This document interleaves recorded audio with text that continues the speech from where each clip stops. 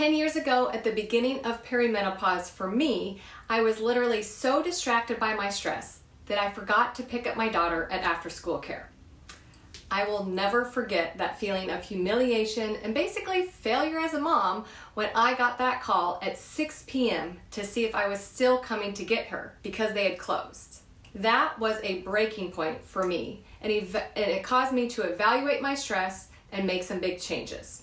So in today's video, I'm giving you a stress toolkit with tips that I've learned and done over the last 10 years to help calm my brain and my body along my menopause journey.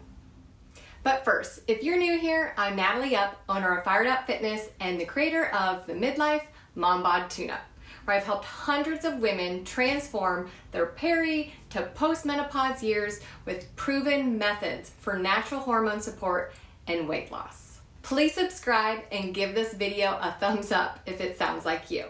Because we are more susceptible to stress as we go through hormonal changes in midlife, changing our mindset and practicing stress management is even more important than even a nutrition habit that's also important, like eating more protein. While stress is essential for survival in fight or flight circumstances, chronic high cortisol, which is our stress hormone, is not so good.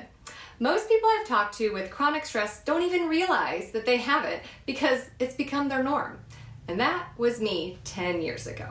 Chronic stress can lead to numerous health issues. They show up annoying symptoms that you may or may not have, like increased anxiety, mood swings, poor sleep, chronic fatigue, digestive struggles, and weight gain, especially in that lovely belly. Not only do we want to help balance cortisol levels, but we also want to help increase hormones like oxytocin and serotonin to help counteract the effects of too much cortisol. Oxytocin is also known as the love hormone or bonding hormone and promotes feelings of relaxation and well-being. Serotonin is often called the happy hormone because it also helps us have a sense of well-being, but it also gives us happiness, a sense of comfort, and feeling like we just have enough. So now that we know more about why we should care about stress, let's dive into some practical tools to help reduce it. In your stress toolkit that I'm going to give you, I'll focus mainly on oxytocin and serotonin increasing behaviors. But I'll add some vitamin and supplement tips at the end, so stick around for that. Let me add a side note. These ideas may sound silly or easy, but if you're like me, when you try them, you will quickly see that you will feel a little bit out of your comfort zone. And that uneasy feeling is a sign that you are growing as a person. So keep going. Change is hard, no matter what kind of action you do. So keep focusing on calming your brain because your body is worth it. So I challenge you to try to take these seriously and do them consistently. Okay, the behavior tools. Start with improve physical touch. This can start out simple with just holding hands with your spouse or partner, but then take it up a notch to hugs, but not just any old hugs.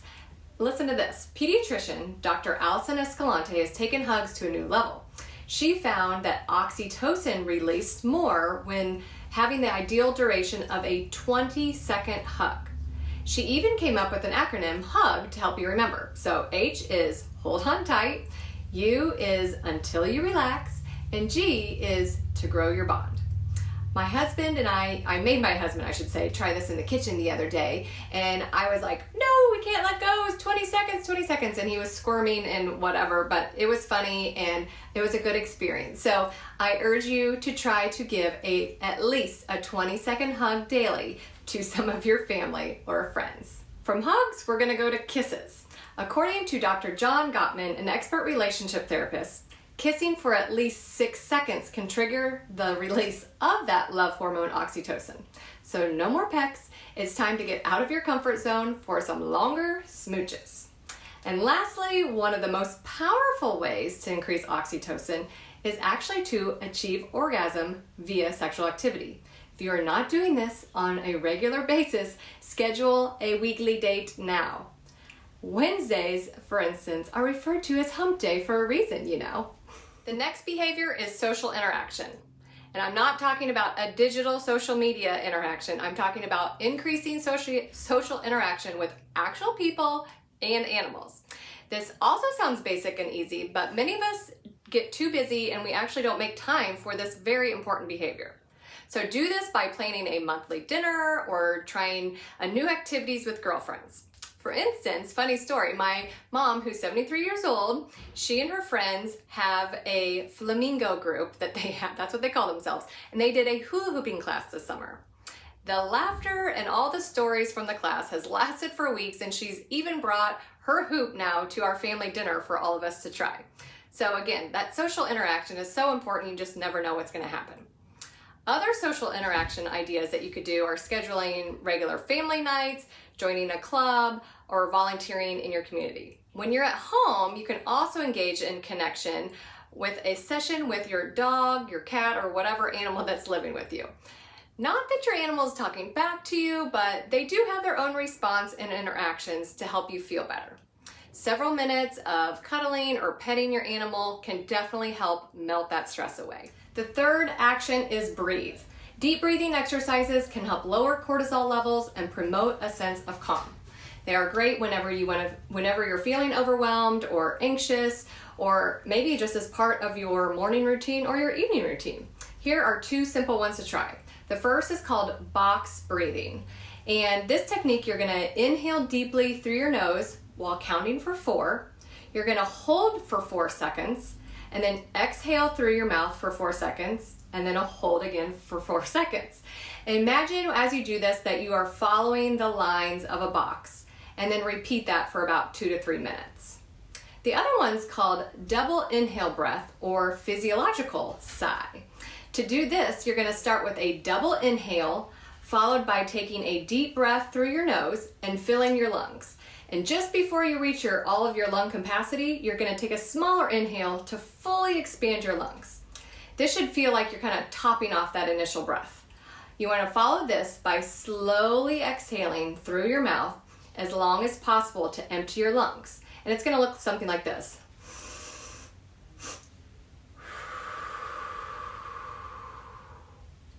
So you would wanna repeat this process about 3 to 5 times. The fourth behavior is gratitude. The perspective of gratitude can reduce feelings of anxiety and stress and really boost our self-esteem. But there are 3 types of gratitude that you can practice that I bet you didn't realize. The first is the traditional giving of gratitude, like journaling what you're grateful for in your life or for that day, giving someone else a special message of appreciation for maybe something that they've done, or a random act of kindness. Next is receiving gratitude, which could look like acknowledging or appreciating somebody's compliment without downplaying it. Maybe you're journaling or reflecting on moments when others express gratitude towards you, or when somebody gives you a positive feedback, like from a boss or coach or loved one, and then you tell somebody else about that. Just talking about that would reinforce those positive feelings for you. Lastly is witnessing gratitude. This is the gratitude where you incorporate watching like inspirational videos or stories about kindness and gratitude. And you could do an easy search on YouTube or even TikTok to probably find some content like this. Just try to pay attention to those around you and see if you can catch people doing small acts of kindness, like opening a door or other things like that, or just any gratitude around you in your workplace or community or your family. You could even attend a gratitude-focused event or gathering, like a community service event, to have that witnessing gratitude really come into place. The last behavior is exercise. Exercise and regular movement are powerful stress relievers, of course. Whether it's a brisk walk or yoga or strength training, exercise helps lower cortisol, it boosts endorphins, which can all improve your mood. Just make sure you're not overdoing it all the time with too long of exercise. Having a hard time incorporating exercise, though, can be very common if you're a stressed out person. So if this is you, here's a tip. Set a timer for 5 minutes and just do some body weight exercises or dance to 2 songs. That's it, 5 minutes. And when then that gets easy or becomes part of your routine on a regular basis, up it to 10 minutes and so forth. And if you don't have time to take long walks that everybody talks about or trying to get 10,000 steps in a day, try just shorter walks. Do 2 or 3 walks, do 1 after each meal. You can make ending or finishing a meal your trigger or your reminder to go on your walk. And better yet, you can take a family member for added social interaction. Bottom line, don't worry about if it's a perfect exercise plan. Doing something is always better than doing nothing. Also, you definitely want to keep working on that sleep, 7 to 9 hours of good sleep, limiting your intake of processed foods and sugars, and not having too much caffeine or too much alcohol.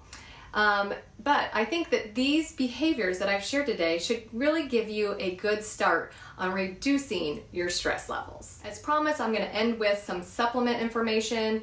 If you're deficient in vitamin D, vitamin C, or the B vitamins, you are probably going to struggle with stress a little bit more. So definitely talk to your doctor about this, and talk to your doctor before you take any supplements. But many women in midlife could benefit from adding these vitamins if you're not getting enough from whole foods. If you need additional help though, chilling out because maybe of increased stress or anxiety, and this is trickling into disrupting your sleep, definitely try the amino acid L-theanine, and you can pair that with magnesium L-threonate or magnesium glycinate, and these can make a huge difference both during the day and at night. Feel free to ask any questions about them in the comments. And I will also put a link to those in the description below the video. Remember, managing stress during menopause is really just about what's going to work for you. So try incorporating these new behaviors into your daily routine and see how they make a difference. But you're not going to know if they make a difference unless you try. So if you need extra support, please reach out to a coach or a therapist to help you work through it. I know these years are tough, especially the perimenopause years, but you don't have to suffer alone.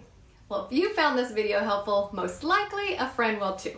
So please hit the like button and share with her now. And if you need step-by-step guidance on stress or incorporating other healthy midlife habits, check out my online program, the Midlife Mom Bod Tune-UPP. That link will be in the description below. Well, I guess it's time to go. Hope you're feeling fired up. Bye.